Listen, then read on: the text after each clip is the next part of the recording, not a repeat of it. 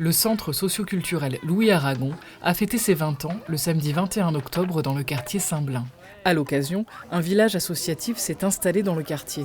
Ateliers, débats, jeux, buffets dressés par les habitantes, tout a été prétexte à la rencontre. C'est autour de cet événement où les gens peuvent se rencontrer, se croiser, échanger leur point de vue, que les enfants se rencontrent aussi parce qu'ils fréquentent les mêmes écoles mais les parents pas forcément, de rencontrer des gens qui ne viennent pas forcément sur les structures sociales, mais là voilà, c'est en extérieur, c'est libre, c'est gratuit. Nous, au niveau du centre social, ça nous permet de rencontrer des gens, de faire le focus sur ce que l'on peut proposer et de l'aide qu'on peut leur apporter. Les gens voient que le quartier il bouge un petit peu, que les gens font quelque chose pour dynamiser le quartier. Ils vont peut-être s'intéresser un peu plus à ce que fait le centre, ce qu'organise le centre Louis Aragon pour eux. Mais cette journée, elle est parfaite. Il y a tous les trucs que j'aime. Il y a le trampoline, le baby-foot. C'est super. Et moi je pense que c'est une bonne journée, il fait beau, les enfants ils sont contents et ça fait plaisir. Un concert de musique des Balkans ainsi qu'une exposition retraçant l'évolution du quartier ont également été proposés. Mais revenons plusieurs décennies en arrière. À l'époque, le quartier, difficile d'accès, fait de grosses barres d'immeubles sans commerce, était surnommé par les habitants le Blocos.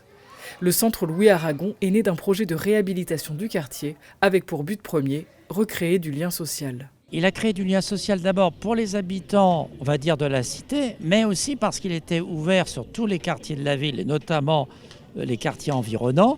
Aujourd'hui, c'est un lieu de vie socio-culturelle très fort. C'est un lieu très important pour le développement humain, pour la bienveillance et pour la cohésion sociale. Et ce qu'on voudrait, c'est ouvrir de plus en plus ce centre vers l'extérieur. Une ouverture qui passe notamment par le projet Histoire d'Aragonès, en collaboration avec la Réunion des musées nationaux Grand Palais.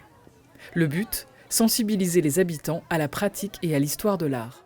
Notre présence ici est évidemment pour témoigner d'abord d'une fidélité, c'est-à-dire d'un engagement qui dure depuis plusieurs années. Je crois qu'il y a plusieurs centaines de personnes habitants de Gonesse qui ont participé aux ateliers, des personnes de tous âges, de toutes conditions. Donc je pense qu'à condition de trouver les bonnes manières, les bons véhicules, les bonnes pratiques, on peut tout à fait rendre l'art accessible à tous.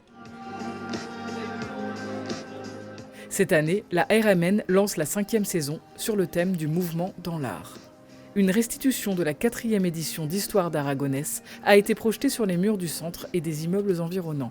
Avec l'ouverture du Fab Lab et du musée numérique La Microfolie, le centre Louis Aragon promet encore de nombreux projets.